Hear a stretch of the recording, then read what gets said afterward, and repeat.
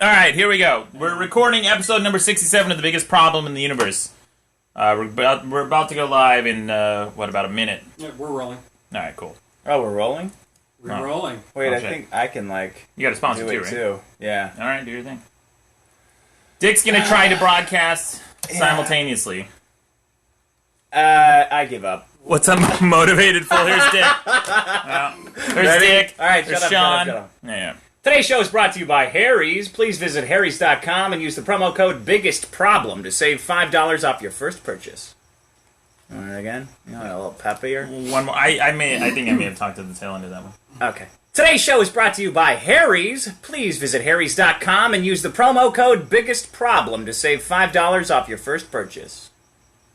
All right, that was good. All Majid said, "Hey, Dick, nice face." All right, let's do this. I hate that I can't see what they're saying. That was the best part of watching this afterwards, is the little pop-ups. Yeah. But then I lost it halfway through, or everyone stopped commenting because they got bored. it's the app. It's kind of sketchy with comments and stuff. Also, it was supposed to tweet it, but You can't skip around in it, can you? No, that's so That annoying. fucking sucks. Yeah, it does. I hate it on general principle. Alright, anytime. All right, Oh, yeah. get out of here. Get out of here. Look at All this fucking guy. It's awful. It looks like a wig. You look like a wig, bitch. All right, All right. we're doing this. All right, ready? Yeah.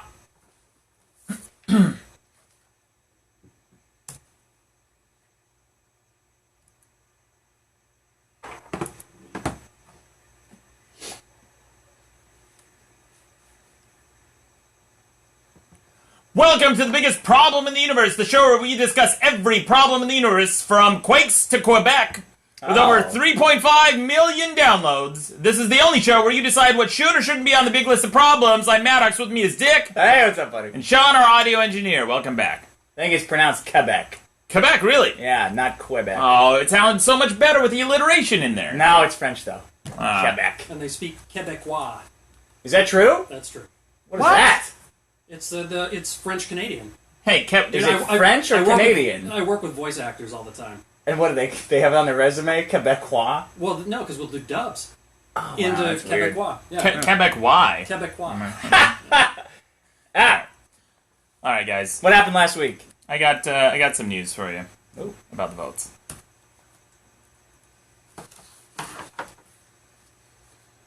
Data caps. Data caps clean sweep. Yeah. Data caps last episode was the number one problem, followed by shit, and then McDonald's, so shit again.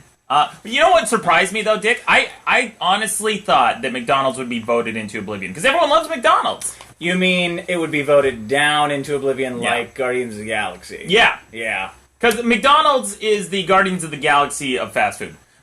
No, bigger than that. Guardians of the Galaxy is the superhero movie. It's like superhero McDonald's fast is the food. Apple of food for you. Yeah. Yeah. It's the Nike of food. Yeah. You hate Nike too? Well, it's a big brand. You know, I don't know. I don't have a firm A position lot of on these Nike. come down to just choice, though. Like somebody was saying in the comments, you don't like McDonald's, don't eat there. Like they're not. Are they don't. affecting other things? Of course. You know, someone in the comments commented and said that if you how, Dick, last episode you were making the case that McDonald's is cheap and you can feed the entire family and blah, blah, blah, blah. The thing is, you can go go to like a Costco or something and buy a bag of rice for like $3. A bag of rice. That'll feed your family for months, and then a head of lettuce, some spam. Some cabbage. Some cabbage. Yeah, man. Make a big stew. Look, it's not good eating, but it's better eating. You know what? And it's cheaper than McDonald's still. Hey, here's someone who had a good point about what you're saying. Okay. Yeah.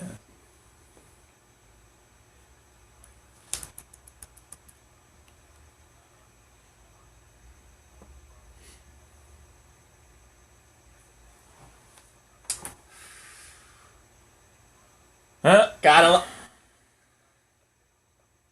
Well, Yeah. Up until then, he had a lot of good points. That's a good point. The only That's a good point he made a good point during that that voicemail. And that was, you should go fuck yourself. No. Yeah, that was the point. Not what he was talking That about. was what he was talking about. That's what I'm talking about, buddy. I'm making a whole episode about how you should fuck yourself. But look, man. The hot dog truther's problem that I had was that people come up to you and pull you aside like they're enlightening you with some knowledge that you didn't fucking know. I know hot dogs are shit, and if I'm eating them, I know they're shit. I'm not eating them because they're high quality, and I'm not defending them either. But you bitch about McDonald's in the same way. Like, when I'm chowing down on a delicious, hot, golden brown pack of chicken McNuggets, if I have to, with a selection of sauces. What kind of sauce do you like? I like barbecue. You can get that spicy barbecue. You can get spicy. You can can't. get both of those sauces. When I'm eating that, you are always sticking your nose in what I'm eating and shitting on it. That's Hot Dog Truther 101! No, Dude, every time you bring your bullshit ass McDonald's, do I bitch about it? No. In fact, no, I don't know. I bitch about the wrappers you leave behind, dickhead, but I don't bitch about the McDonald's itself. Every time you, and you know what? You offer me sometimes McDonald's, and I think you know I don't like it, but you offer it to me, and what do I say? No, but thanks for asking. I always say that, right? Because I'm a polite motherfucker. All right. This other guy has a point. Listen to this. Hey, wait a minute. I got 3 words for you. Okay. McDonald's breakfast. Yeah. Come on. That's why it didn't score very high. You know, Dick, I used to be a fat kid, and one of the things my parents would bring home for me every day for McDonald's was McDonald's breakfast. Yeah. Not every day, but after a certain age. I think around junior not high. only is it good and it makes you happy, but also, well, for me personally, if I got out of bed and got my ass in a car to a McDonald's before 10:30, I feel like a better person. Like, I feel like I accomplished something. You know what I'm saying? Because, like, 11's the cutoff, right? I think it's 10:30. Oh, 10:30. I don't even know. Because, like, if I can get myself out of bed that early, like, I did it. I feel like I did it, and I can conquer the day. You know what I'm saying? Anti-intellectualism, guys. Go vote it up. Somebody agrees with this, right? Like, you did it. You won a race. Sean, against God. Against time. Sean, does he deserve kudos for that? Does he deserve accolades? Why not? I'm generous tonight. Oh, fuck you. Both you guys. This is a conspiracy. You don't get up before 10:30. Get the fuck out of Yeah, here. What do you do before 10:30? I wake up like around 8:30, and I'm a writer. 8:30. 8:30 is a good hour for a writer. Yeah, I don't right. have to wake up. I can sleep forever, and I don't. I don't sleep forever. All Although right. I can with my Casper mattress. It's not a Cats and Harry's today. You gotta wake up. You have to wake up at 8:30 a.m. because that's when you start shaving your back with Harry's razors. That's a compliment. A man should have a hairy back. Yeah. Man, I want like wings of hair coming out of my back. Well, that's cool. You're a few That's inches. sexy. You're a few inches away from that, buddy. Giant pompadour. Yeah. Look at it. Look at this giant. And again, we're broadcasting this on Periscope. Dick's got his giant ass hair on here. And his mustache, which I can't impugn. That is a perfect mustache. Here's the thing, Dick. I got a comment from Stephen Joseph Musgrove II. He said, so last episode I talked about how I choose different carriers and companies, like cable companies. I go to Google, and I type in the name of the company, and I see how many results. I say for example, Sucks. Verizon sucks, right? And I see how many results it has, and I go with the one that has the least number of sucks. This guy tried. He said I tried something. That's how I pick girlfriends too. It looks like you had the least number of sucks on you. Yeah. Well, you want a low suck mileage on there. Yeah, I want to be special. Stephen Joseph Musgrove II says, yeah. Go. He said, I tried something out today. He went to Google and he typed in Maddox sucks in quotes, and he got 159,000 results. Wow. Then he typed in Sean sucks. 3.1 million results, Sean. You suck, Sean. And then he typed in Dick. All for me. He typed in Dick sucks. 4.07 million results. Only million. I thought that would be billion. 4.07 million people think that Dick sucks. Yeah, I got another voicemail for you. A lot of good voicemails this week. Yeah.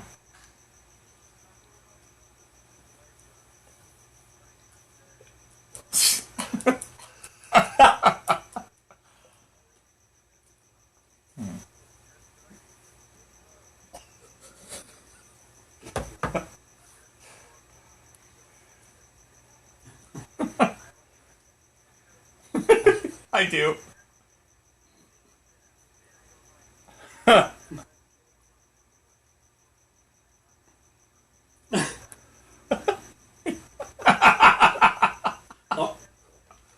What?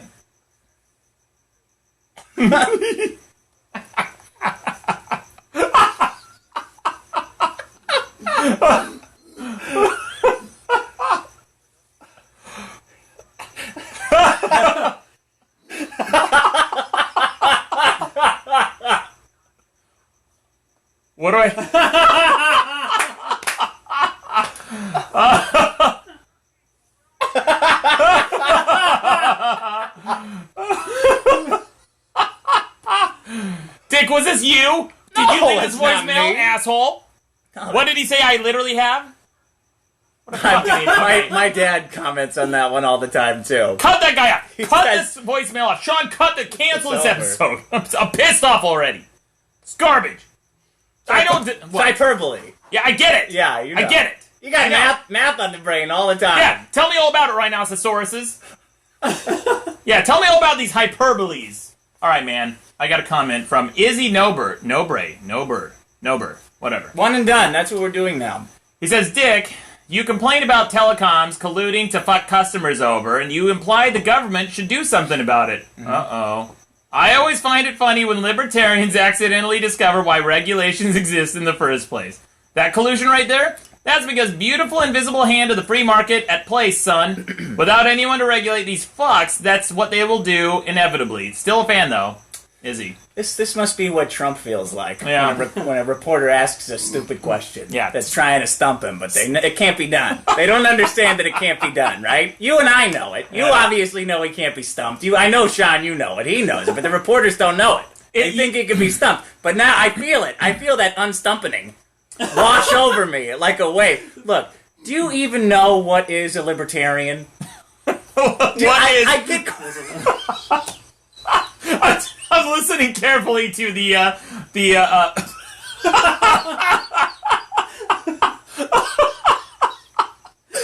Okay.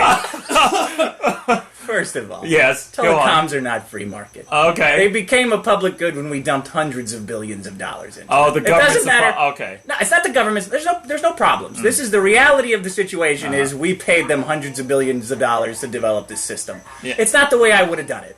It's not. What? Yeah, go on. Oh yeah, it's not. It's a.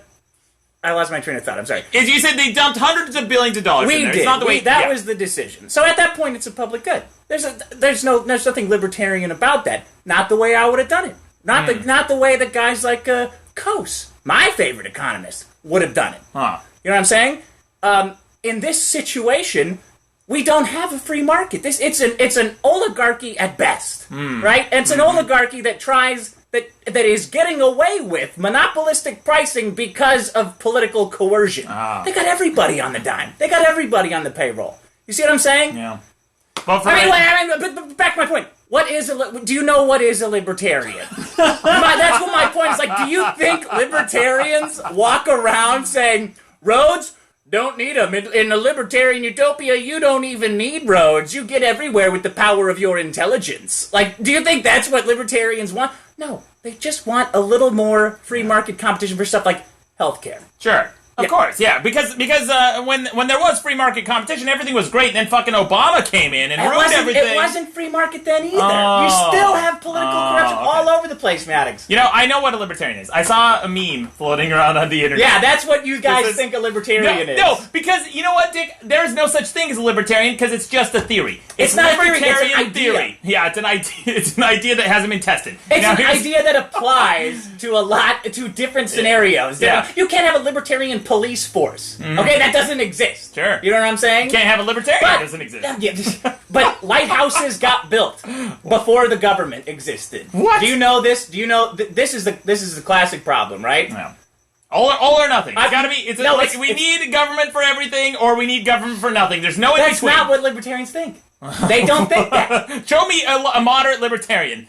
First of all, show me a libertarian, and then show me a moderate libertarian. There's no such thing. I'll tell you what. DonaldJTrump.com. Go. That is a moderate libertarian. Right? Not. First of all, unstumpable. Oh, fuck you. All right. I got a comment here. From John M. Blazik. He says, Maddox. You think I'm gonna get more hate for the Trump stuff or the Reagan stuff? Definitely the Trump stuff. Oh, I think that Trump is legitimately probably a bigot. It's not. Oh even, my God! It's not. It's like bald-faced bigotry at this point. Oh my I goodness. think so. I think so. And what's great about him is that he's bulletproof because he embraces it. Unstumpable. He's unstumpable. He's kind of like our good friend Asterios, friend of the show. Name me off the top of your head. Hold on, Go ahead. Remember our friend Asterios who debated in Tournament of Nerds No, where he there's came a out. racist. He came out during the Tournament of Nerds, and he was arguing on behalf of the Polar Express. Right. And everybody's argument against him, the Polar Express, that kids book, the horrible movie. CG rotoscope movie. Yeah, he kidnaps kids, and the subtext here is that he's pedophile and a kidnapper, and he's creepy, right? Absolutely not. That's the projected subtext. But go ahead. That's not the subtext of the movie. I'm basing this on the arguments. I've never even seen the movie. All right, so everyone was kind of suggesting. Yeah, you'd hate it. There's songs. I would hate it. I would hate it. The subtext everyone was suggesting was that the Polar Express guy was a pedophile. And Asterios came out and he embraced it. Yeah. He became bulletproof. Because, he came out and was like, the kids are delicious. Well, Donald J. Trump is embracing America. Great. So. Embracing it with his cock. I got a comment from John Blazik. He says, Maddox, my Armenian girlfriend pointed out why your Armenian parents probably hate you. You believe in the Holocaust. Is that true? Which, of course I do. Which I didn't know. I don't think that's a thing that Armenians don't believe in. I've never heard that before. I don't know. Is that a reference to the Armenian genocide? I'm not sure. Because I don't think the Armenian genocide, it was a Holocaust, but we don't call it the Holocaust. There's the Holocaust, right? It's not. Yeah, that's trademarked. You can't just call it whatever. I just got a question for you, Sean. You hear this? Really? Yeah. Oh, good.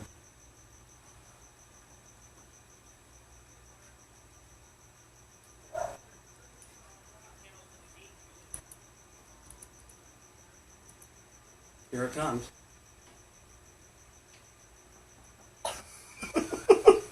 How does he know that? What type of pedals he use, Sean? Got serious again?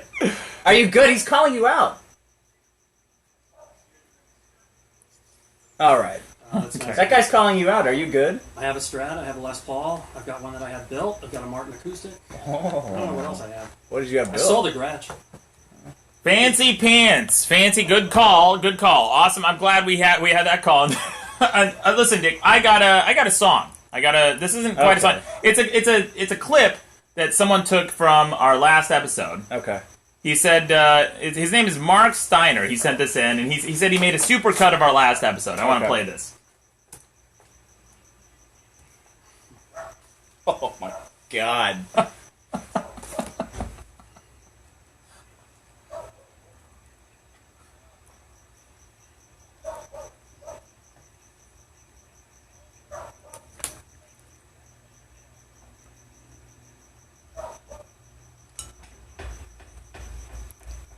Some of them sound like shit. Did you count these?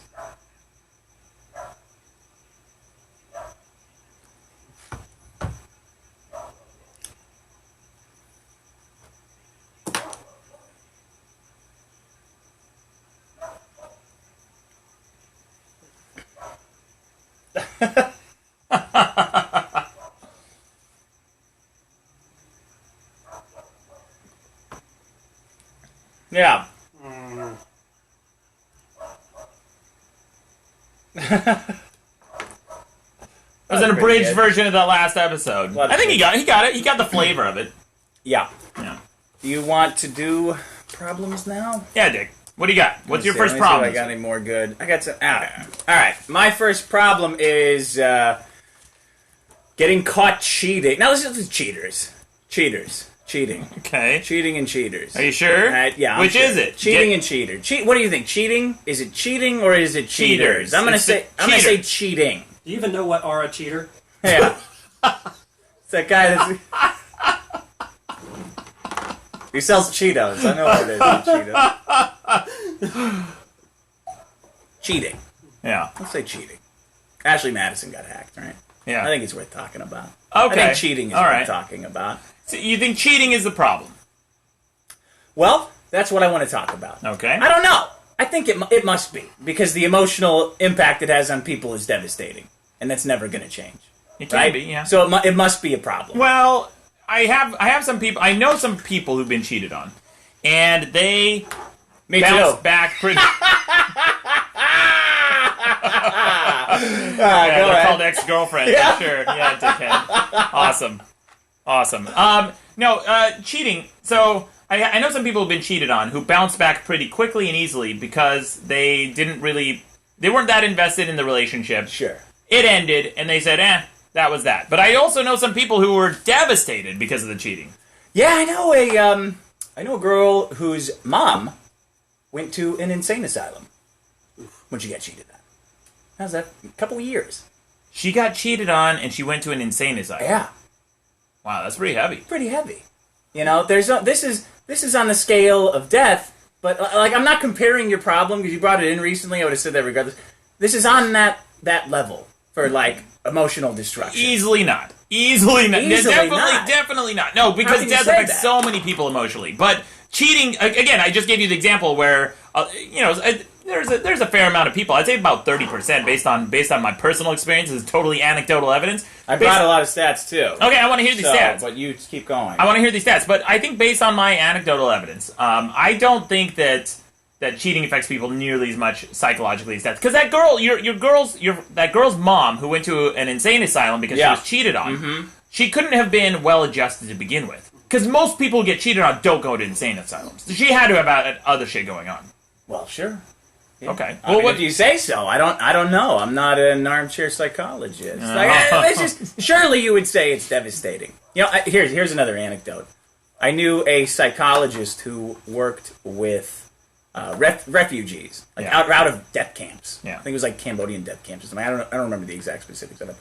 And she said that what they wanted to talk about, more than their horrific experiences in like concentration camps, was like, oh, so-and-so from another camp I like them, but they have a crush on so-and-so in my camp. So I don't know what to do with that. That's what they wanted to talk about? Yeah, like they would get through the 60-minute special of the camp stories, and it's like, but here's what I want to talk about. Like, this is what's really bothering me. Yeah. It's like these bizarre love triangles. Yeah. Right? So that's what I'm saying. Maybe it's a big problem. I think it can be, yeah. Definitely. It's definitely a big problem. I don't think it's on the scale. It's certainly making headlines, and we've got 38 million people in the Ashley Madison site that are exposed. Yeah. They're saying about 35% of them are fake, but that is still an assload of people. That's a lot of people. And these are people who are stupid enough to go on a website. Yeah. Saying that they're going to get to shack up with somebody outside of their marriage. Right? Well, you know what, though, Dick? I almost signed up for an Ashley Madison account a long time ago. Wow, I'm glad I brought this in. Please tell me the circumstances of this. Were you one of the singles going on the site? Yes. Okay. I was a single. So I was a single, and I thought, okay, that sounds pretty hot. Here we go. Bunch of married chicks. Yeah. I'm Don Juan. I'm going to swoop in there. No. Right? What do you mean, no? Because here's where I got the idea. I was at a party one night, and there was this chick I was talking to. There was a gigolo you were talking to who became your mentor. No, No, that's your life, man. Yeah. So I was at this party, and I was talking to this chick who is aggressively horny. Like, that sort of thing. Like, everyone knows she's... How do you know? She's DTF. How do you know, though? What do you see? 24/7. All the time, always open. Like, because I know for a fact, because she goes out of her way to talk about it. About how horny she is. Well, she's always talking about sex. And she has a list. She has her fuck list. And I've seen it. And of guys she's had sex with? People keep these, right? I did not know that. Well, lots of people keep these lists. Huh. Anyway, and she's written blogs about it, and you can read about her desires and her thoughts, and she's so done like nude photography. Not quite. She doesn't monetize it. It's just part of who she is, and there's nothing wrong with it. I really don't think there's anything wrong with it. However, she said at one point, I think it was her, but anyway, she said she hopped on Ashley Madison just to use it as a dating site. Because she said that she found that there were so many guys on there, and they all wanted to hook up with her. And I thought, well, that's a good idea. I should sign up for this. I was single at the time, and you thought a bunch of chicks would be on there.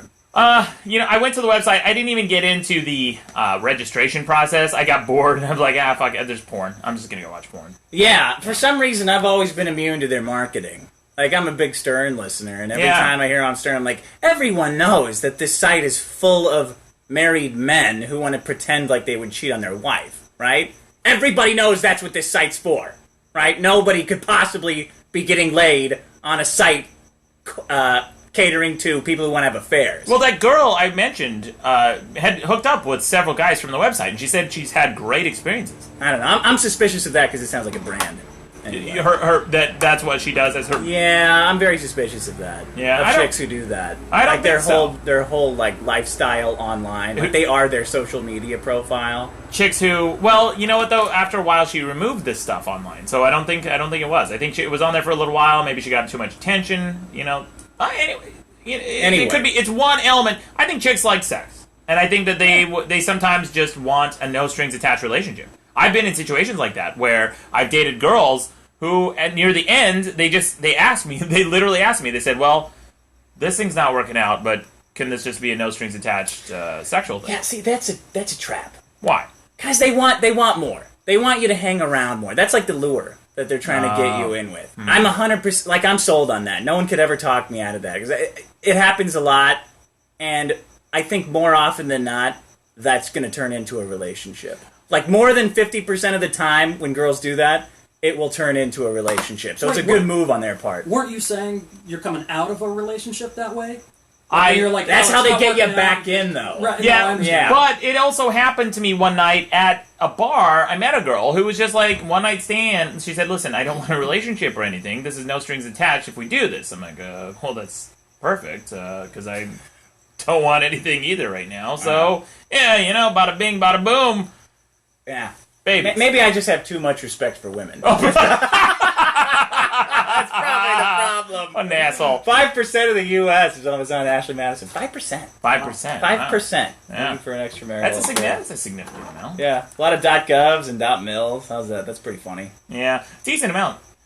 Yeah, and I also read on there was an article I think I read on Wired about this, where the guy talked about how truck drivers, he interviewed some people who were on Ashley Madison anonymously, and one of them was a truck driver who was driving cross country, and he spent like something absurd, like 290 days on the road, and he said, "Look, I love my wife, I don't want to leave her, but I'm really lonely out on the road, and this is a thing that I do, and I'm not proud of it, but I need to do this." And then another one was a housewife who said that she was married to a guy who was like 27 years her senior. She said she loves him to death, and she is in a happy marriage with him, but he goes to bed at 7 p.m., and she said she gets the late night hornies. She gets the late night hornies.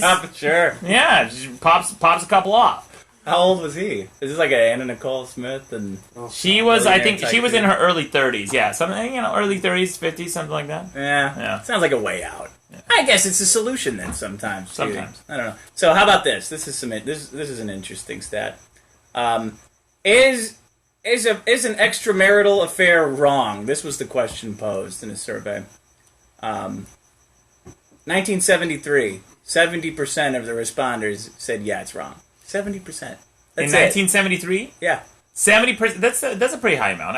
Pretty high? Well, is it wrong to have sex with someone outside your marriage? Well, it's consistent with the percentage of people who are puritanical in this country, essentially. Like, what is the Christian breakdown? Because where do we get our ethics when it comes to sex? It's mostly Christianity who looks down on sexuality. No, but I'm a very hardcore atheist, and I would consider it wrong. Still do it, but wrong. Then why do you do it, dickhead? Well, sometimes you just got to get out. Sometimes the relationship's falling apart. Then and that's get the best out. way to get out. Do it like a man. Pull the cord. Yeah, that's like a principle, though. Right? What? That's what you're describing. Yeah. Do it like a man, pull a cord. But you can get more out of it. You can have your cake and eat it too. No. Well, yeah. If you just have to be okay. Like, it's hard at first, but like everything else that's wrong, the more you do it, the easier it gets. And then the more benefits you get. I'm explaining to you how it works, right? I've like gone into that feedback loop in my mind where there's so many things wrong with everything you just said. You've been stumped. I can feel like my brain overheating, like that, that infinite loop in computer programming where it just like crashes core dump. I'm about to have a core dump. Everything you said was so wrong. First of all, Dick, it's an expression because it's true that you can't have your cake and eat it too. That's an expression because it's just commonly known. Like, you want everything, but you can have everything with honesty. I believe that. I believe if you're honest. Yeah, if you're a good person, that works great. But what about for the rest of us? You can't be honest all the time. Fuck you. Hey, I love you. You're so sanctimonious. Just be honest all the time. Yeah, well, what if I'm thinking bad stuff all the time? We're supposed to say that? Be honest. You would be surprised. I've said some things to people that I know, like especially girls I've dated. I don't know what it is, this compulsion I have to tell them things, and I know it's going to hurt them, and I know it's going to upset their feelings. But I figure, you know what? What's the alternative? That I bottle it up and I think these nasty thoughts and I don't say them ever, and then what? Am I proud of who I've become? That somebody who's dishonest, somebody who's not even honest with himself. If you're not honest with yourself, you can't be honest with anybody. Yes, exactly. Do that.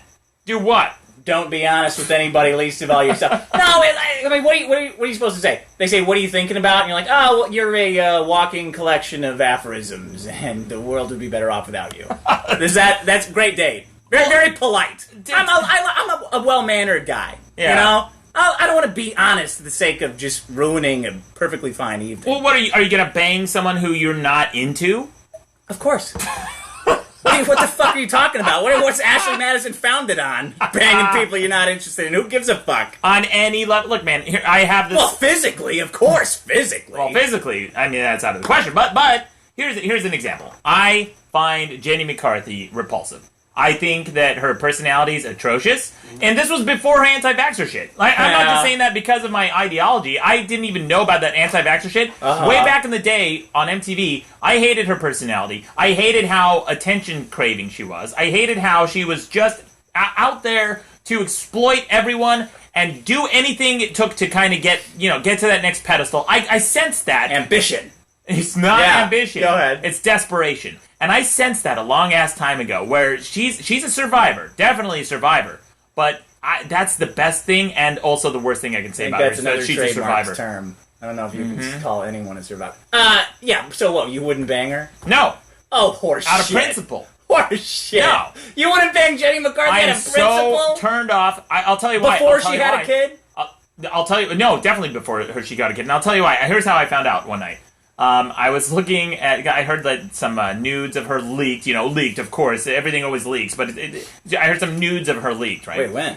A long time. Her tits are everywhere, man. She's posed in Playboy. So then I thought, oh, this is kind of hot. I'm going to look her up. And my boner wouldn't work. Uh-huh. Yeah. I mean, why? Because I was not attracted to her. You were just very repulsed by her. Every time I saw her face, I just like, her fucking obnoxious cackle. I don't mind that kind of chick, because you hate those chicks who arrange that dance party for the fat guy, too. Oh, I feel yeah, like those the are the worst. same kind of girls. The worst, yeah. Insincere, phony, frauds. I can tolerate that. Bullshit, man. I don't want to stick my dick in that trap. You want to hear more stats? Yeah, please. Sexting. 80% of women think sexting is wrong. 80%.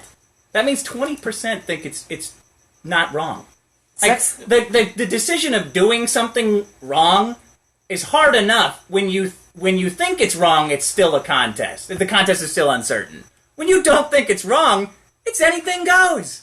That's what's going on here. One fifth of women, 56% of men think it's wrong. So 44% of men have no problem with it. Sexting. What about you? Sexting outside of a relationship. Yeah. Oh, of course it's wrong. Okay. Yeah. But imagine the people who are just like, no big deal. Yeah. Well, some people have, first of all, cheating, people have lots of different definitions of cheating. That's what I'm saying. I have a friend whose wife thinks it's cheating when her husband looks at porn. Oh, my God. Good luck with the rest of your life, bitch. You think it's cheating when someone looks at porn? Okay. Is it cheating on your diet if you look at food, idiot? Well, it depends on the porn thing. If No. they're using it as a substitute for sex, sure. Well, that's what porn is. It's always a substitute for sex. If you're in the middle of your masturbation, right? Yes. Okay, I'm listening. Your dick's in your hand, right? And then right there, suddenly the opportunity appeared. Bam, vagina. You wouldn't take that. You wouldn't take that over masturbation. Of course, it's a substitute for sex. It always is. Yeah, all right. It always is. But porn is not cheating. Porn is no more cheating on your spouse than looking at food in magazines is cheating on your diet. It's not. You're not doing it. First of all, there's no personal relationship with the performer. You're not calling them and talking to them. And when you're done, you press click and they're gone forever. Yeah, but it's that it's taking the place of the other person. Well, like, that's why they're upset. Yeah, but it's more neglect. Okay, let me say this: it's neglect. It's not. It can be neglect. Impossible to be cheating. Okay, how's that? I'll give you that. Okay. Whatever. Diplomacy. I feel like Trump making deals. All right. Here. How about passionate kissing? Would you consider that cheating? Yes. 90% of women, 75% of men. Passionate kissing. Passionate kissing. 75% do or don't. Think it's wrong. Think it's wrong. So 25% don't. Fine. That's good. No problem. Passionate kissing Doesn't matter. You know, and I don't know if it's that they won't admit it's wrong and just do it anyway. You know what I'm saying? Like, they can't admit that they're just kind of a bad person. Or a bad person flat out. Like, that might be part of it. At what point, though, is it, when these people are doing these surveys, and 25% say it's not a problem, it's not cheating, passionate kissing, that phrase itself has some connotation that it is emotional and invested and involved. Some of these fuckers got to be cynical. They just got to be cynics, saying, "Ha, okay, no, that's not cheating." I don't really trust the survey. Yeah, there's got to be. It's also like that survey where, I've talked to people about rape statistics and things, and they always throw this in my face. They're like, well, one out of like 4 guys has admitted that they would take advantage of a girl. Blah blah. I'm like, well, I mean that's a statistic in a survey that maybe some people are cynical and they just answer a certain way because it comes down to the same question, like, would you cannibalize somebody? Well, I can say what I'm thinking now, but if I'm really fucking hungry in the plane, like in one of those 9-hour delays. Yeah, it's a 9-hour flight. There's a baby next to me. And what if they're an asshole? Yeah. Yeah, like, oh, you motherfucker, I'm eating you. What's that baby thinking? 10 minutes. He'll eat somebody in an airport delay. Told you, man, I get real fucking hungry. Mm-hmm. Slipped that one right in, man. I didn't even hear that. Yeah, well, those are the stats, man. All right, man. Well, here's one big question, Dick, I have that I didn't really hear in your problem. What do you think? Do you think it's wrong or not? Where do you find it? Where do you fall in those? Look, it's wrong and it hurts people. Yeah, but relationships are complicated. Yeah, Okay. Well, but you skirted the entire issue. You said nothing. What do you? I said it's wrong. It's wrong and it's terrible and it hurts people. But what do you think? That is what I think. Okay. But look. Here's what I think about it. Yeah. Here's when I will do it. Yeah. How about that? Yeah. I bring in a problem, much like this show, to the relationship. I'm like, hey, I got a problem with this. Yeah. And their first reaction is always anger. Okay. Instantly. Like, what the fuck you telling me? You're telling me I got a problem with me? Here's the problem I got with you. This is like, okay, I hear what you're saying. I'll try this again in a week. Right? Week comes around. Oh, yeah, well, that's just like who I am. You take me for what I am. Well, you got a problem with me? You're dating an idiot. Okay, great. I got it. Whoop, straight on to AshleyMadison.com. What else are you gonna do? That's garbage. I'll tell you, man. I was in a long relationship one time, and near the end of the relationship, we were in this long, sexless relationship, and I was going nuts. And I told her, I said, look, I gotta have sex with somebody. And if it's not you, it's gotta be someone else. And we had that open and frank discussion. And we talked, and, it hurt her, because nobody wants to hear that. But at some point, we discussed possibly being in an open relationship, and we discussed options, and we discussed things, and then near the end we thought, what are we hanging on to? Like, I like her as a friend, and she likes me as a friend, and we respect each other, but we had that frank and open discussion where it hurt a little bit up front, but it hurt way less than having been cheated on. Yeah, you like those discussions, though. Yeah. I'll do anything to get out of those. I hate them. When I have like a long conversation with a discussion like that with somebody, yeah. I feel worse than when it started. Like, what? This is a huge waste of time. It's not, Dick. Why did we spend 3 hours talking about this in my car in front of your house? This was a huge waste of time. No, it's not a waste of time. Could have watched 3 episodes of Breaking Bad. It's not a waste of time if you get somewhere that what 6 episodes of BoJack Horseman I could have watched. Okay. What? I'm not insulting you. No, I get it. Like, why are you so depressed about this? No, because I don't think it's a waste of time. I really don't. If you communicate effectively, and you get someplace, right? You understand where they're coming from. They understand where you're coming from. If it comes down to the end of that relationship, because it's a sad thought, like it's the end of a relationship, right? It's usually sad. Although no good relationship ends usually. But if it comes down, is that the definition of what do you mean no good? No, well that's not true. I mean sometimes good relationships come to an end. Look, man, the end of a relationship is usually a sign of distress. It's a tough time for people, but it doesn't have to be so shitty. It doesn't have to be, let's compound the end of this terrible relationship with cheating. Let's compound the end of this terrible relationship with abuse and verbal abuse and all these things that people... I honestly think that if people were more communicative and they discussed what they actually felt and they felt that end of the relationship coming, rather than just going to Ashley Madison. Like, they've shifted their advertising. Have you heard on Howard Stern lately? Ashley Madison? No. So their ads used to be, cheat on your spouse, do this thing, go have fun, life is short, blah, blah, blah. They've sensed that the cultural barometer has shifted in this country, where people are not so okay with that advertising tone anymore, and they've changed it. So the new ads say something like, honey, I want to go have sex with other people. And he says, well, I don't want to hear that. And shit. Yeah, and she goes, well, it's something I need. It's a woman saying it. Yeah, right. yeah. Go fuck yourselves. And she says, look, I love you, and I don't want to lose the kids. I don't want to leave the kids, etc., etc. You should look into it too. And so he goes, oh, maybe I will. And so that's how the ad ends, and it has a stupid jingle. What even is that anymore? Yeah, I don't know. What is that arrangement? What is it? I don't know. Nothing. I don't know. It's nothing. But if you have it's a kids, weird...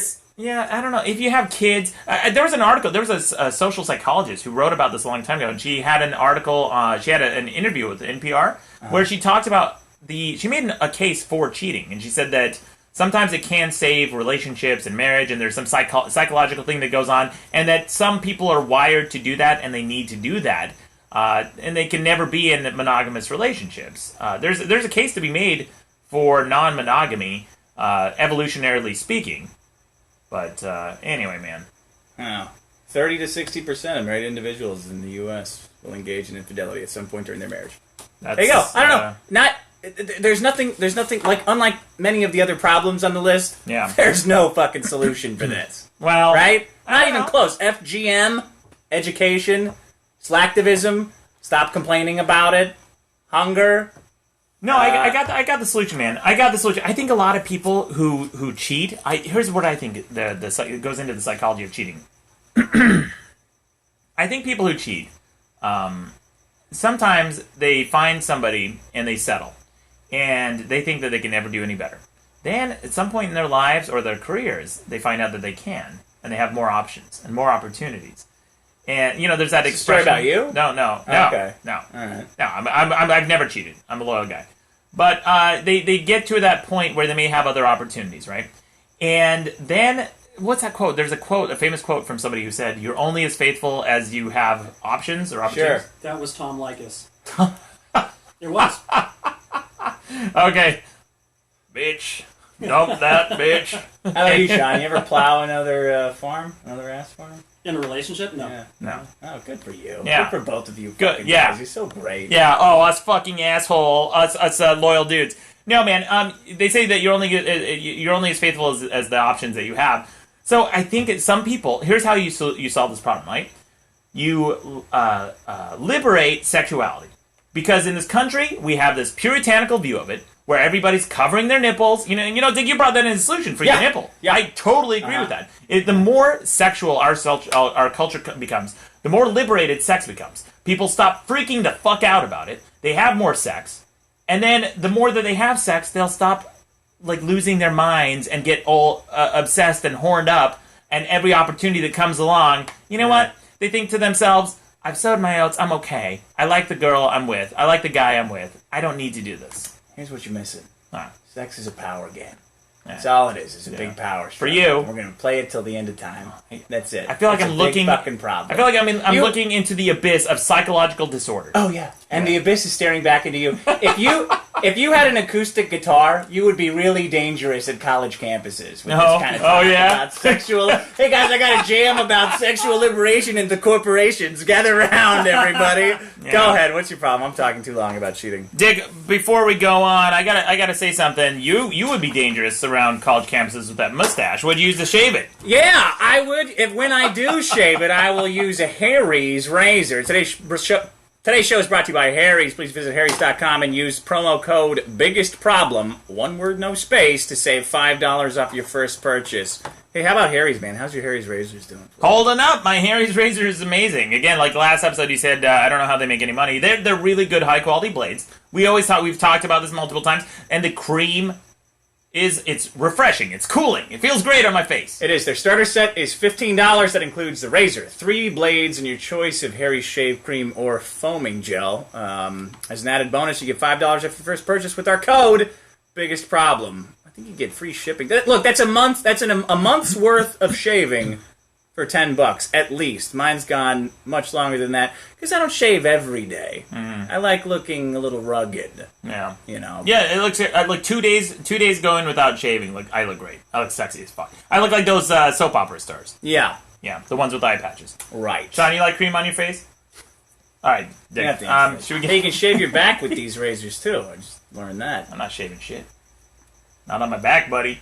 Go ahead. He has cornrows. On his back. Yeah. More jokes. Guys, you know what the biggest problem in the universe is? I'm seriously putting this out there. Self-defeating thoughts. Have you heard of this? Boy. Yeah, I've heard of a self-defeating thought. Oh, yeah? Yeah. Where is the first time you've heard that phrase? Where have you heard that phrase? Probably some dickhead motivational speaker in like the 80s on the late night infomercial. The guy with like a shitty hairpiece. Something like that. Like a Tony Robbins kind of guy with too many veneers. Like more teeth in his mouth than a shark. Yeah. Somebody like that. Tony Robbins does have an uncomfortable amount of teeth. Yeah, which is probably the normal amount, but it looks like it's crowded. All of his baby teeth are still in, and the adult teeth just grew in around him. With a bunch of schmucks from like North Dakota in the audience or the Midwest or something. That guy's got some chompers, man. Yeah, no, self-defeating thoughts. I've never experienced it. I don't know. I've never experienced self-defeating thoughts. I have the opposite. I have self-victorious thoughts. Yeah. Cool. No hyperbola there. Shut the fuck up, Sean. Shut your fucking edit yourself out of the episode, dickhead. Alright. No, I have self-victorious thoughts. I predict what I can do accurately, and then I exceed everyone's expectations and over-deliver every time, buddy. You take that to the bank. You can invest it.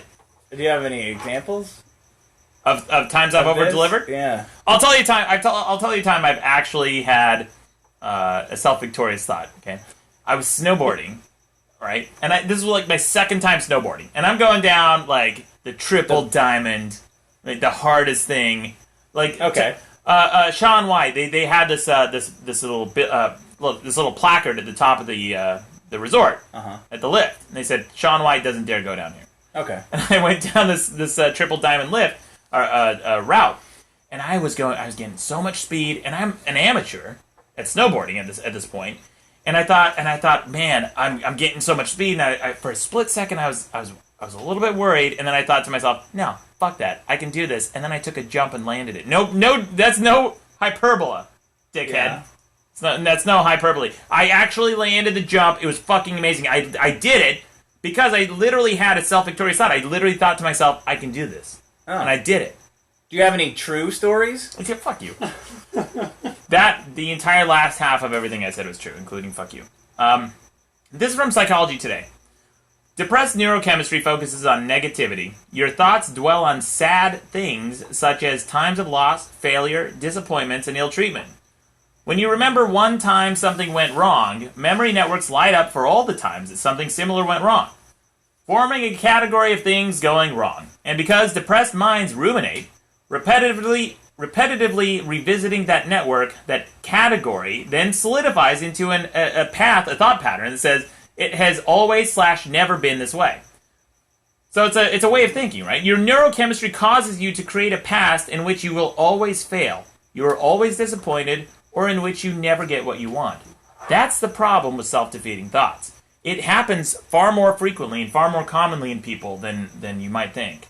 This is something that leads to depressive thinking, leads to suicide, leads to failure, and it prevents you from trying new things. It's very hard to change, too. Yeah. It's very hard to change that pattern of thinking. There's an entire... What are you, like an expert on this now, Sean? I am. Why are you an expert on this? I've lived this my whole life. Oh, man. Yeah. You have those self-defeating thoughts? Absolutely. Really? And I know what you're talking about with the you're like lighting up that network. Yeah. Over and over again. Yeah. I've seen it in other people. I have some friends and people people I've dated even, where you can see it happen. You can see the shift happen in their minds as soon as they say something, because you'll point out something. They'll say that something negative has happened to them, and you'll say, "Well, but there's a lot of positive going on." That's right. Right? There's a lot of good things that are going on. Yeah, it's not reality, but you think that it is. It's distorted thinking. Mm-hmm. It really is, and it's a huge, huge problem. This is something that affects a lot of people. It prevents people from following their dreams. It prevents people from trying, from achieving. Dick, you remember you brought in a problem due to perfectionism. Well, that's the problem I brought in. Perfectionism, right? That was a good problem. But this one I want to reference is dudes who need to get laid. Yeah. Right? Guys who need to get laid. One of the biggest problems with guys who need to get laid is they have self-defeating thoughts. And the first time, believe it or not, I read this Neil Strauss's book, The Game, about pickup artists. Yeah. That's the first time I encountered this phrase, self-defeating thoughts. He said that's the number one reason guys shell up and they decide not to go after their dreams and go after a girl they might like. You know, they see someone in a bar or they see someone at school or whatever, they want to ask them, they don't have the confidence, they don't have the courage, and they have those self-defeating thoughts, I'm not good enough. Yeah. I can't. I'm not successful enough. I'm not attractive enough. There's someone who's more attractive than me. There's someone who has more hair than me. There's someone who has... Stop right there. Yeah, Go home. Yeah. But those are self-defeating thoughts, and they're not conducive. They will limit you and set you back. Listen to this. This is from the Bold... I honestly want to hear more about that network that lights up. You gravitated on that immediately, and that seems like a very bizarre concept. Well, your brain is like a muscle. There's, your neural pathways and stuff. They're forming at rapid rates when you're, 2, 3, 4 years old. Like, a majority of your brain forms at that point. But yeah, it's like using anything else. I mean, the ones that you use over and over again are stronger, and the ones that you don't kind of gradually just weaken. Yeah, it's like somebody who doesn't. There's the latest science of it. True. It's like a well-worn path in your mind. Your patterns of thinking, your thought patterns. The more that you exercise those regions in your brain, the more reinforced they'll be. Because it's just a fallback. It's a traditional. It's almost like a verbal tick, but it's a mental tick. Some people have verbal ticks. They say right. They end up every sentence where they say like a lot. Yeah, I know what is a verbal tick.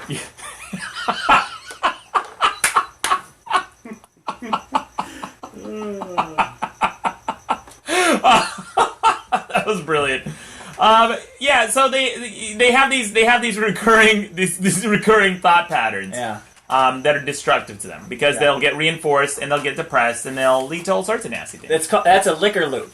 Now I know what you're talking about. A liquor loop. What's that? Alcoholism? It's a liquor loop. Yeah. No, come on. Don't be so crass. It's vulgar. Is it the same? Is that what you're referring to? I don't know. It's called a liquor loop. When you get in that loop, and it's like every day, you think, oh, I could just slam a glass of whiskey. It's like 3. I put in a lot of work today. Yeah. Let me just have a little bit of wild turkey on the rocks here just to get me to like 7 p.m. Sure. Next thing you know, it's 5:30 and you're ordering Indian food for 6 people.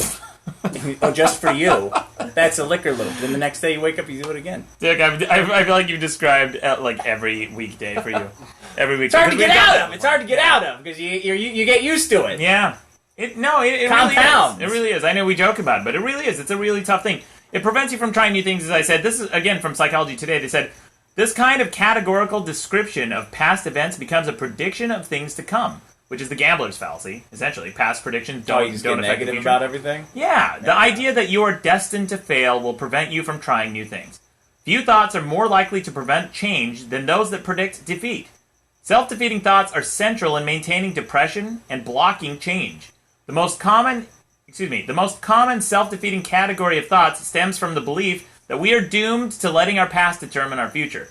In fact, this misery-inducing mantra, "I have always been this way," is responsible for stopping people cold, dead in their tracks, before they even attempt to change a behavior or emotion.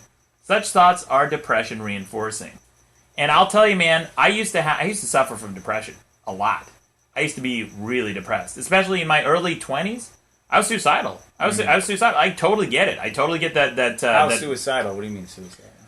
Well, I mean, I thought about it. I thought that I got nothing to live for. Life sucks. This is garbage. Everything's terrible. I was a miserable person. And any time anyone asked me how I was doing, my default response was shitty, right? And I remember the day I realized I was depressed was when I was at work. I was sitting on a bench outside, and some of my coworkers came up to me and they said, "Hey, Maddox, what are you doing this weekend?" I said, "Oh, I don't know. I don't have any plans." He said, "What do you want to do?" And I thought about it, and my answer was nothing. I thought, I don't really want to do anything. I didn't want to play video games. I didn't want to eat. That's depression? Yeah. Oh, when you don't want to do anything. Like, it wasn't in a relaxing sense, like I just want to go home and unwind. Yeah. It was in a sense like nothing brings me joy. I have no hopes or dreams. No hopes or dreams. Yeah. Nothing. I don't want to do anything. And video games were my favorite thing, and I didn't even want to play video games. And then that's when I realized I was depressed. And so out of desperation and depression, I decided to experiment. I actually overcame my depression this way. And I didn't read this anywhere. It was just an experiment I did on my own. Okay. I thought I was going to start lying to people. I said, what do I... Great! Yes! I thought, what do I have to lose? Right? Only gains! Only gains! And if you lose, lie about it! What a dickhead. No. I thought, what do I have to lose? What, Sean? I said, I'm going to start lying to people all the time. And I decided a specific type of lie, right? If they asked me how I was doing, I was going to tell them the opposite. So I was just going to start fucking... okay. Yeah. Fake it till you make it kind of thing. I didn't know that that's what it was. Sure. Go ahead. But essentially, yeah. Yeah. I decided to tell them the opposite. People would ask me how I was doing, and I said, great, or excellent. Yeah. Better than ever. And I remember, too, typing better than ever, and then someone wrote back and they said, why? And I thought, well, shit. No, I didn't think that they would ask. I've dug myself a hole now. Yeah, I gotta really gin up the lie machine. Uh-huh. Yeah. And so then I thought about it. Well, I thought, what could I possibly say here to just get them off my back? Mm-hmm. And I said, like, the simplest thing ever. I just said, well, I thought about it. I thought, well, I guess I'm in college, and I'm about halfway towards graduating, so I said that. And then I told another person, and they said, why? And over the course of 2 weeks, I kept trying to justify why I was in a good mood. And I said, well, I got a family. Yeah. I said, I got a roof over my head. I got a good-paying job. I'm relatively healthy. I'm young. I have my life ahead of me. And then I said, I own hundreds of video games. I have all this... Well, that was the capper. Then you explode a rainbow shot out here. I don't have a jetpack. Yeah. No, or the crown jewels. Yeah, jetpack for him would be bad. Yeah. No, it would be good. Straight to jetpack. I'd accomplish one of my life goals. Anyway, man, so over the course of 2 weeks, I found that my life had shifted, my philosophy, my mindset had shifted, my perspective had shifted, and that's when I stopped having those self-defeating thoughts. Well, so much. I mean, I still do, especially when I'm writing. Oh, man, you should get in my head with my demons a few minutes. But they're a knee-jerk reaction. What, the demons? No, the self-defeating thoughts. You just learn to not listen to them. Yeah. But there'll always be a knee-jerk reaction to some extent. You have to... Wait, what do you mean? When do you think, like, self-defeating thoughts like you're talking about? Like, what do you think and when does it happen? Sometimes when you're going to try something new or go into, like, a new career or something like that and you think, like, God damn it, that time I deleted the podcast. That's going to haunt me forever. Does that happen? It has haunted me forever. I'm still here.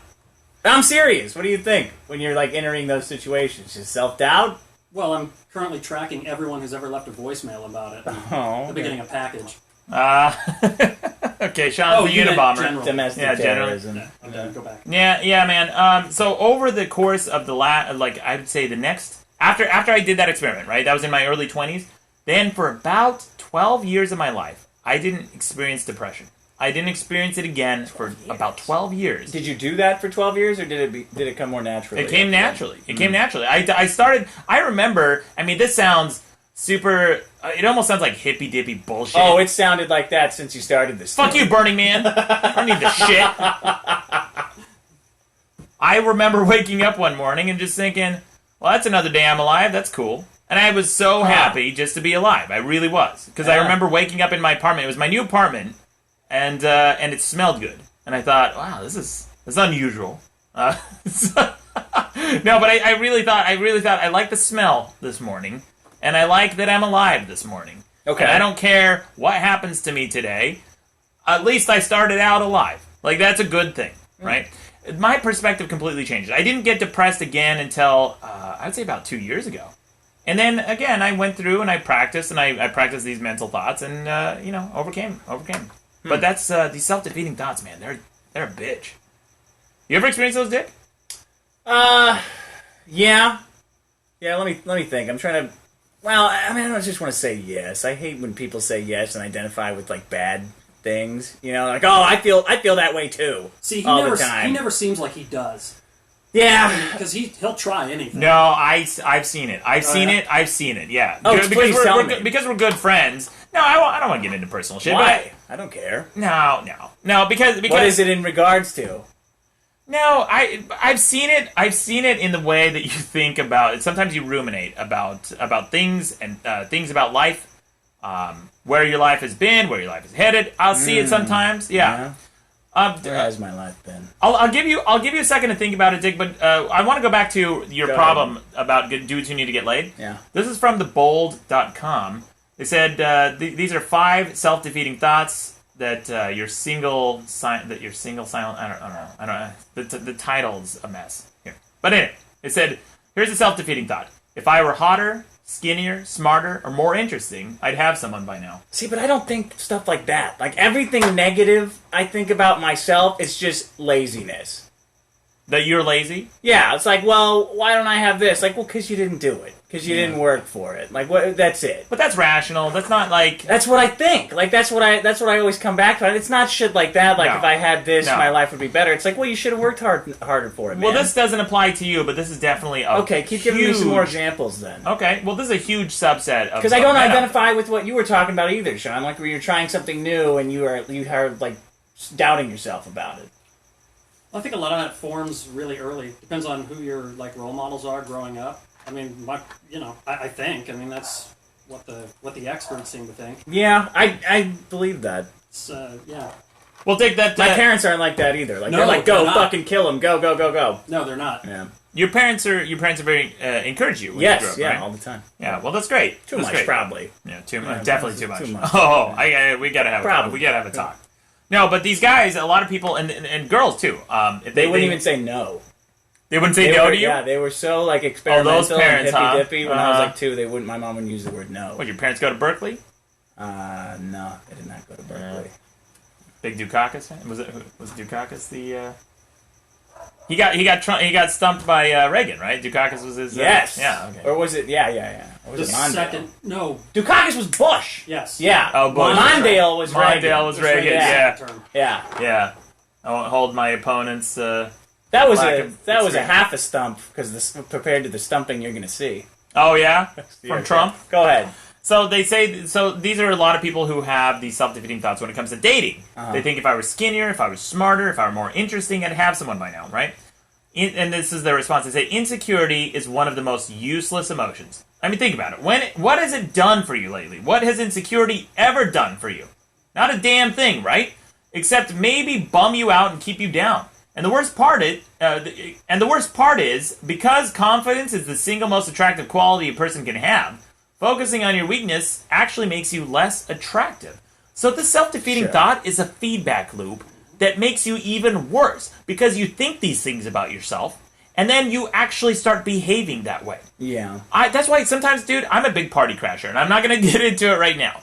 But I've gone party crashing with friends, right? And I tell them, if you want to come along with me, you have to think the thoughts. Yeah. You have to...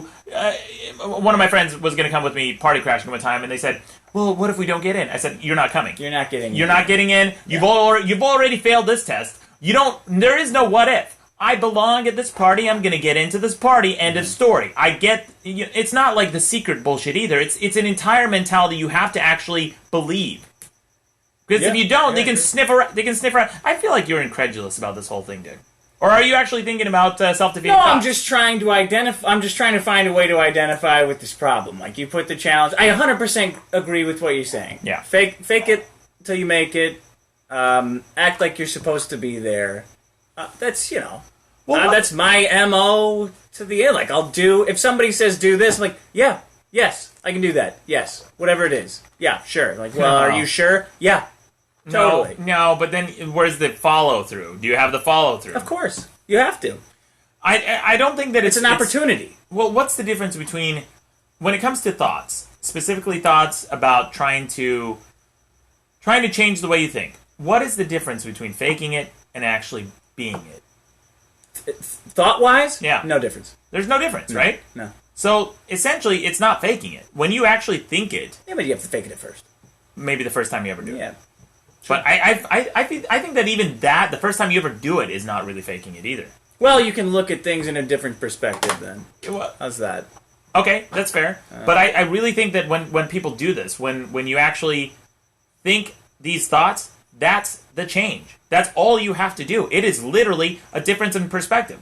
That's all it is. It's a difference in perspective. There's a chasm of people who do and people who don't, and in between that chasm are these self-defeating thoughts that prevent you from achieving. I know. I sound like an asshole. About this stuff? No. You do sound like an asshole. I know. I sound like such a prick. I sound like every one of those fucking shithead marketing guru, life coach. Yeah, you do. Asshole. Because it's a big problem. People. No, hold on. Because everyone needs this. Like millions of people need to stop doing this. Yeah. And they need to hear it. Yeah. Like it's as simple as that. Especially when you're talking about getting laid. It is.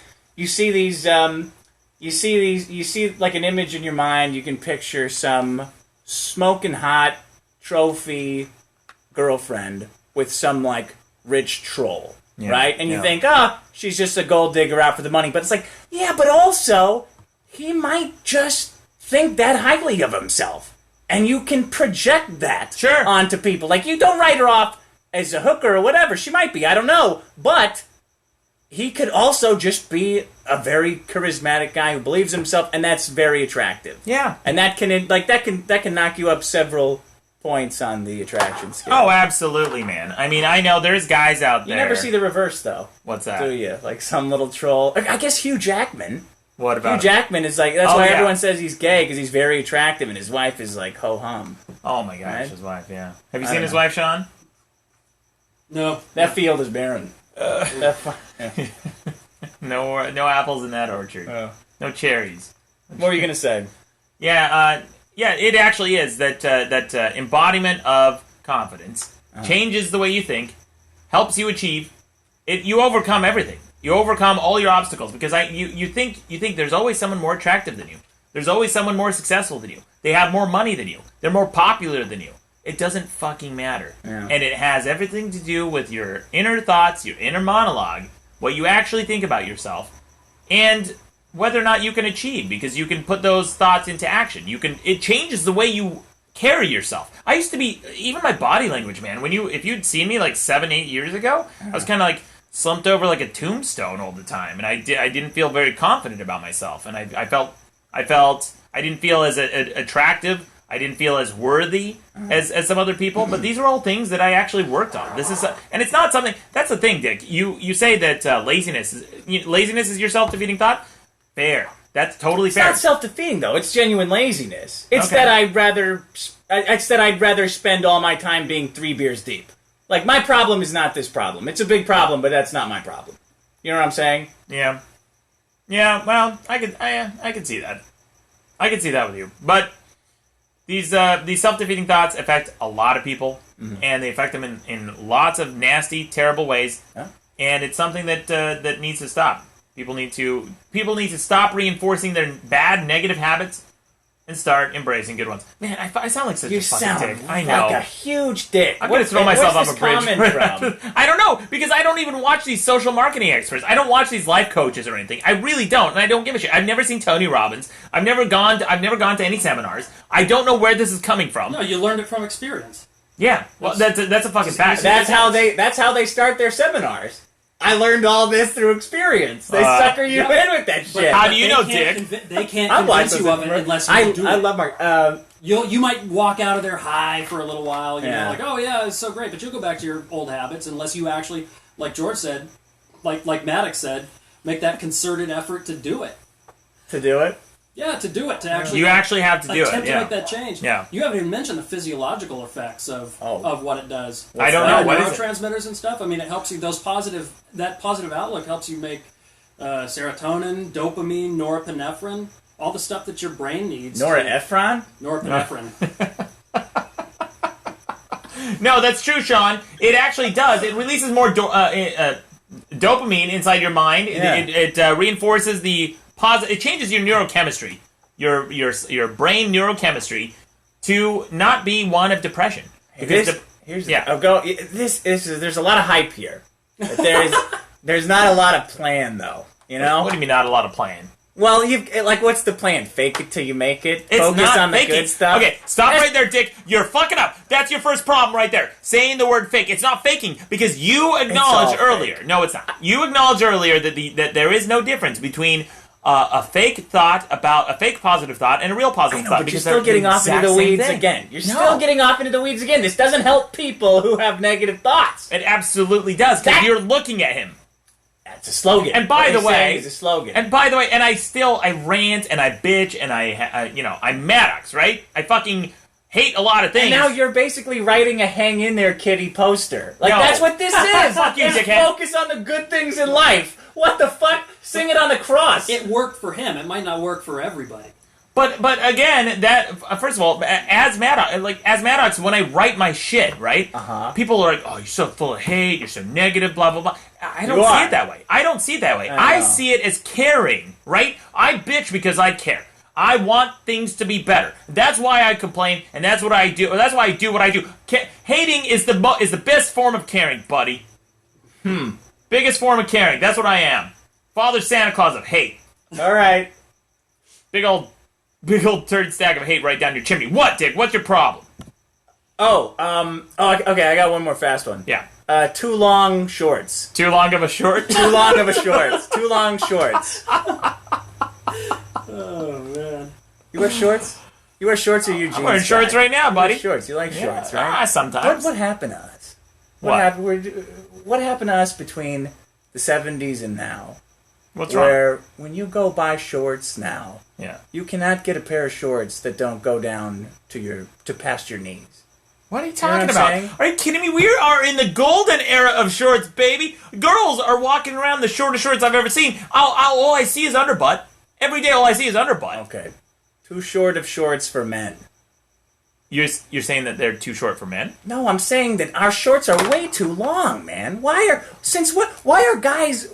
we so embarrassed about showing thighs? This is what we're doing. We're men and we're basically wearing dresses. We're basically wearing pants. Yeah. What the hell is this? I'll tell you. Are you spending time in the capri pants section? I might as well be, Sean. I gotta go on eBay to buy my shorts now so I can show off these legs from leg day. What are you gonna say? I hate going up from leg day. Please, you don't have shorts then, my friend. I'll tell you why. I dare you. Try to find some shorts that go up to an appropriate length. You know why? For a man. You know why they make them that long? Why? Mormons. Mormons. I'm from What Utah. are you talking about? Yeah, I'm from Utah, and here's the thing, right? They say they like Those to be called national fashion trendsetters, the Mormons. No, it's not about trend setting. Here's what it is: LDS men, they have to wear garments, right? They have it's their Under Armour, their Under Armour, right? And those things go down pretty long. They come down to your knees. Go ahead. What? Under Armour. Under Armour? Is that it? I don't know. That's the sporting wear. Oh, I didn't know that. Okay, well, whatever. It's their garments. Yeah. And they wear those things come down to your knees. And all my Mormon friends like to buy really long shorts because they like to cover their garments. Otherwise, it looks like they're wearing shorts over shorts. But that's not the reason it's like this nationally. In the whole world, in the 70s, man, beautiful shorts for men, right? Yeah. Well, as long as the ball sack. That's how long you want your shorts to be. And then No, cut off man. right there, so there's always some danger of them shit's flopping out and getting seen by a kid, right? Yeah. And that kid's got to go, Mommy, what were those what was that? And Mom's like, oh, son, those were some big balls. That's what that was. What happened between then and now? This is a progression. These shorts, these fucking shorts that I buy wherever I buy them, are a progression toward wearing a dress. That's what this is. Get out of it. Look, man, I like to let my boys breathe a little bit. I don't want them bunched up like in the 70s, man. You're part of the problem. Get out. You're part of the problem. No. What can you do? What can you even do in these? How many pockets do you need on a pair of shorts? How many pocket knives and flashlights do you carry around? You know what? I need cargo fucking shorts. You know what, dickhead? I need to be able to fit 2 canteens in my pockets at the same time. Go ahead. Like this is something. Yeah, this is something kind of interesting. I didn't realize this until I went to Six Flags in California for the first time. And in Six Flags, there were a bunch of tourists walking around, and I noticed that there was almost like a tourist uniform because I'd been in Los Angeles for a while, and I noticed most people out here kind of dress a little bit hipper. Yeah, fuck you, I said it. All right, deal with it. What? People here dress hipper. I know everyone's gonna bitch in the comments. No one's debating that people in LA dress hipper than they do it than anywhere else. Yeah. No, it's the coastal cities are dress hipper. The coastal cities dress hipper. Yeah, that's a fact. I can't wait to see these comments. How is that not a fact? You and I think that, but they don't. They think they dress hip. Oh, boy. Yeah. They think they dress hip. And I noticed this is their uniform, right? The tourist uniform. Cargo shorts, khaki pants. What's a polo shirt? The one with the collar? Dockers? Dickies? No, is it Dockers? Yeah. Like Oxford shirt? Oxford shirt, yeah. Just a button-up shirt? No, not even a button-up. It has the collar and... Oh, a polo shirt. A polo shirt, yeah. Polo shirt, khaki pants, cargo shorts. And that is the uniform. However, when I had cargo shorts, and I still do sometimes, because they're very utilitarian, and I actually do carry around. I did one time at one point carry around video games. I had pliers. Load up your pockets in case you need to pop out a PSP at the bicycle store. No, it's useful sometimes. Sean, you carry around lots of shit. I almost always just wear jeans. Yeah, he doesn't wear shorts. You don't wear. You're so embarrassed that they're so long. Dick, you wear shorts. They're the normal length. No, they're not normal at all. I hate shorts. I hate these long shorts, man. It's embarrassing. I have some of those 70s shorts that you were talking about. Like I have a green pair. My balls came out one time. Yes. Yeah. That's the intended effect. That's what you want. That's considered a win. And that's why he's not allowed in Chuck E. Cheese anymore. No, I will say this, though. The balls came out on a bike ride. Uh-huh. Yeah, my balls came out on a bike ride, and a lady noticed. That your balls were showing? Uh-huh. And she kind of giggled, and she was into it. There you go, man. You see? They knew what they were doing in the 70s. Mustaches, short shorts where your balls might come out. This is a joke, these shorts. These 2-foot-long shorts that we're wearing, this is a travesty. We're talking to women wearing these shorts, expecting them to have sex with us, and we're ashamed of our thighs. We're embarrassed and giddy like little girls about showing some thigh. It's embarrassing. No, it's unbecoming, man. I don't want to wear short shorts. No, even the way you say it, you should do it and you should like it. You need to learn how to like it. No, man. No, short shorts. They bunch up. Here's the thing. Pants now. I don't know what it is. In the last 2 years, they've started making men's pants where it's just tight around the crotch. And I find myself. I have 2 holes. I have a pair of pants right now. I can show you right now. I have these pants. They have 2 holes right where my balls are. Because, first of all, my balls are so fucking huge, right? First of all. But second, because they keep bunching up around my balls, so I reach down with my thumbs and pinch them on the inside, and I pull it down. I keep pulling it down, and now it's worn a hole where my balls are. Where your pinches are. My balls are where my pinches are. Oh. Yeah. I have to be careful, too. Separate problem. Don't want to pinch my balls. All right, that's my problem.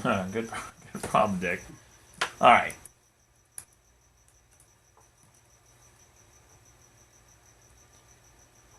All right, Dick, what's your problems this week? Cheating. Cheating. And 2 long shorts. And my problem is self-defeating thoughts. Biggest problem in the universe. See you next Tuesday. I got some closers, but we already went so long. I got one, too. I got a song I can play. Or I can save it. You want to do some voice now? Sure. What do you think? I got a long story. You can just play the song. Oh wait, here you go. All right, here I got one from a guy you'll recognize.